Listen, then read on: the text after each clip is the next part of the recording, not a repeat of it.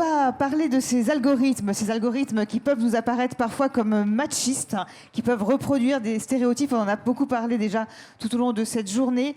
On va en parler avec une docteure, elle est docteure en droit européen, directrice générale du fonds de dotation Arborus.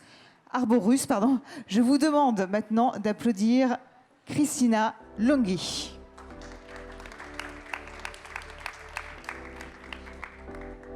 Merci de vous installer.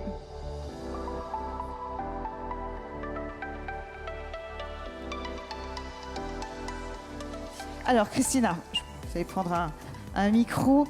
Votre action, elle est dirigée vers la promotion de l'égalité entre les femmes et les hommes dans le monde. Vous êtes une pionnière, on va dire, dans le domaine de l'égalité. Vous avez lancé Arborus, je ne me trompe pas cette fois, avec une mission inclusive. Et vous avez été la première, il faut bien le dire, la première à lancer un label international sur l'égalité et l'inclusion. Bravo, toutes nos félicitations. Donc expliquez-nous alors comment ça s'est passé depuis la création d'Arborus. Voilà, racontez-nous. Ah, celui-là ne marche pas? Alors, peut-être un autre. Bonjour à toutes et à tous. Alors, c'est une longue histoire. Je ne vais peut-être pas tout raconter, mais très brièvement, ça fait presque 30 ans que je m'occupe de questions d'égalité dans une dynamique véritablement systémique, ça a été dit tout à l'heure, et dans une dynamique aussi inclusive.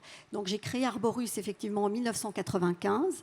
J'ai ensuite été à l'initiative de la création d'un label pour la France sur l'égalité. Et dans cette foulée, sur la demande de grands groupes qui travaillaient déjà avec moi sur ces questions et de la Commission européenne, nous avons lancé un label international, alors européen d'abord et international ensuite, fondé sur l'égalité entre les femmes et les hommes, puisque ce sont les deux pôles de l'humanité et que l'humanité étant constituée de cette manière, c'est comme ça qu'il faut envisager les choses, mais dans nos diversités, puisque nous sommes tous et toutes différents, et dans une dimension inclusive, puisque chacun et chacune d'entre nous a droit à sa place au soleil, mais aussi dans l'entreprise. Il faut faire attention, on en parlait tout à l'heure avec Charles-Édouard Boé et Mercedes Serra, à ne pas avoir une IA, une intelligence artificielle qui soit exclusivement fondée par des hommes, qui soit trop masculine. Il faut vraiment intégrer, avoir cette intelligence artificielle qui marche sur ces deux pieds, si on peut dire. Absolument. D'ailleurs, le titre choisi par Aude, Marre des algorithmes machistes, est un titre un peu punchy qui va dans le sens de ce que disait Mercedes tout à l'heure et des propos qui ont été dits avant. Et moi, je voudrais vous proposer une réflexion qui est celle de notre organisation et de la certification que nous portons, qui évolue dans le temps. C'est-à-dire de vous dire qu'aujourd'hui, d'abord, c'est un cri d'urgence. Moi, je ne suis pas quelqu'un en colère, mais je voudrais dire qu'il y a vraiment une urgence. Il y a beaucoup de jeunes dans la salle et je pense que c'est vraiment sur ces nouvelles générations qu'il faut se tourner. Et vous dire aussi qu'on est, pour moi, à un tournant historique. C'est la première fois dans l'histoire de l'humanité que nous avons 3 facteurs qui se conjuguent et et l'IA est un catalyseur. On a d'abord notre finitude qui, pour la première fois de l'histoire de l'humanité, apparaît. C'est-à-dire que le monde, aujourd'hui, on sait, nous et nos enfants savent qu'il a une limite. Et que cette limite, elle est liée au réchauffement climatique, à tous les enjeux du développement durable. On a un deuxième événement historique, c'est le féminisme. Le fait que les femmes soient arrivées après la Deuxième Guerre mondiale de façon irréversible dans tous les secteurs d'activité, même si on peut déplorer qu'on ne soit pas assez nombreuses dans les STEM, etc. Mais on y est. Fait qu'il y a un changement, et un changement de système qui est en train de se préparer.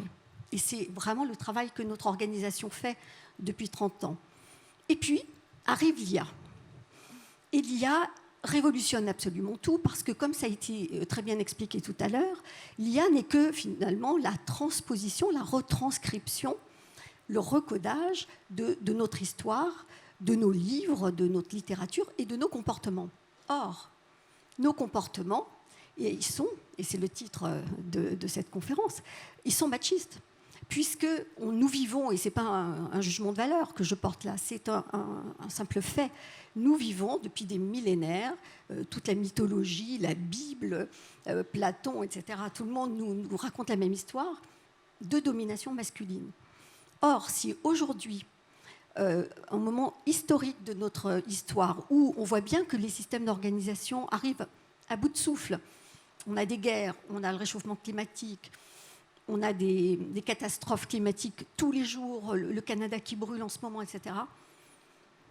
Les publics les plus pauvres, qui sont les femmes dans le monde entier et qui sont les premières victimes de cela, et une intelligence artificielle qui, si elle n'est pas régulée, va reproduire des schémas identiques, voire pires, et nous conduire vers un monde absolument épouvantable. Et donc c'est cette alerte que nous avons eue avec notamment le groupe Orange, juste avant le confinement. Tout à l'heure, j'ai pris son prénom, Solène. Voilà, Solène parlait de Goldman Sachs et du problème des cartes de crédit d'Apple. Nous, ça nous avait vraiment alerté, les problèmes d'algorithmes très, très discriminants de Google et d'Amazon également.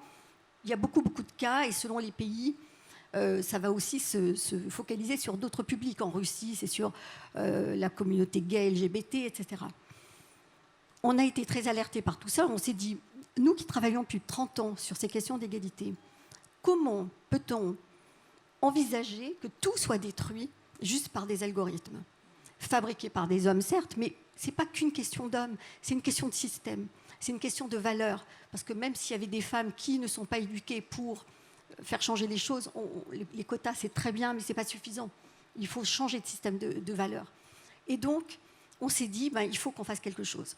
Alors, avec Orange, on a lancé, sous l'égide du secrétariat d'État au numérique avec les Nations Unies, la première charte internationale pour une IA inclusive, avec comme objectif dans cette charte de sensibiliser tous les acteurs, alors vraiment tout le monde, d'abord les entreprises, puisque c'est notre cible, mais tout le monde, au fait que l'IA, elle doit être inclusive. Et quand on en parle avec des développeurs ou même des responsables politiques, ils ne font pas le lien entre IA et inclusivité. Donc ça, c'est un premier point. Et puis, cette charte donne 7 engagements. On a à l'heure actuelle 130 entreprises et universités qui sont signataires. Donc des universités, des start-up, des grands groupes et des cabinets de conseil qui conseillent les entreprises sur ces sujets. Donc c'est important. On se réunit périodiquement pour échanger sur les pratiques, sur les difficultés, sur l'actualité, pour créer une culture commune. Ça, c'est vraiment un de nos ADN, cher Boris, de créer de la culture sur tous ces sujets. Et on préconise aussi d'aller vers cette certification dont vous avez parlé, qui s'appelle GEES, Gender Equality European and International Standard, qui se décline sur la diversité, l'inclusion et le développement durable. Et on a rajouté une brique sur l'IA pour vérifier que tous les systèmes qui utilisent de l'intelligence artificielle dans les entreprises, sur le recrutement, sur la promotion, mais aussi par rapport aux fournisseurs, par rapport à tout l'écosystème, soient vérifiés et que la data soit de qualité et qu'elle ne soit pas biaisée, mais aussi que les équipes soient mixtes, qu'elles soient formées à la mixité, qu'elles soient formées aux enjeux et que tout l'écosystème puisse en bénéficier. Oui, parce que finalement, vous rejoignez un peu Charles-Édouard sur le côté positif de l'IA. L'IA, pour vous, c'est quelque chose qui apporte beaucoup, qui peut nous faire avancer plus vite, dans le domaine des vaccins, par exemple. Absolument. Oui, l'IA, alors, l'IA, on peut dire c'est pour le meilleur ou pour le pire. Moi, j'ai peur que ce soit pour le pire, parce que quand on voit qu'il ne se passe pas grand-chose, le coup de gueule de Mercedes tout à l'heure était justifié, parce qu'on n'avance pas assez vite, et l'urgence, elle est là. Donc moi, j'ai très, très peur pour mes enfants, pour l'avenir. Mais je suis positive et je veux voir les choses de façon positive. Donc je pense que l'IA, c'est, comme je le disais tout à l'heure, on est à la croisée des chemins, on est à un point historique. Ça peut être la bascule, et nous, c'est ce qu'on a défendu devant les Nations Unies, c'est de dire l'IA doit être le levier de l'égalité. Si l'IA ne change pas les systèmes de valeurs par un nouveau codage qui ne serait pas biaisé, par un nouveau système de valeurs, au lieu de mettre le pouvoir, le leadership, toutes ces valeurs qui sont des valeurs masculines, on pourrait passer sur des valeurs, tout à l'heure il en a parlé, Charles-Édouard, de l'empathie, de ce genre de valeurs qui sont plus douces et qui sont quand même plus sereines pour l'humanité. On voit bien la limite des valeurs dites masculines aujourd'hui dans notre société. Donc oui, je veux rester résolument positive et dire l'IA peut nous aider à accélérer les choses, peut nous aider à accélérer aussi des solutions pour échapper à l'apocalypse qu'on nous propose aujourd'hui et qui se dessine un petit peu à l'avenir. Et vous parliez du vaccin, effectivement. Le vaccin contre le Covid a été permis grâce à l'intelligence artificielle. Donc, on peut, je pense, trouver des solutions, mais là, il faut vraiment s'y mettre tout de suite, tous, et laisser l'ego de côté, et être solidaire, et avancer dans cette perspective.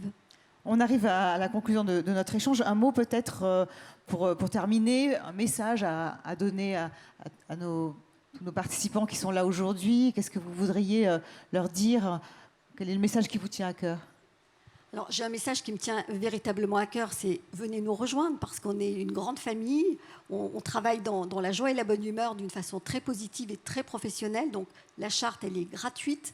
Vous pouvez accéder à ce club de façon gratuite, donc c'est vraiment hyper sympa. Et si j'ai un message de conclusion vraiment à donner, je dirais on est tous et toutes actrices et acteurs du changement, mais pour ça, je pense qu'il faut, comme toutes ces jeunes filles qui ont mis en place des applications, chacun essaye de faire un truc à son niveau, je pense qu'il faut vraiment le faire ensemble maintenant, parce qu'ensemble, on est plus fortes. Merci beaucoup, merci Christina Longhi, merci de l'applaudir. Merci.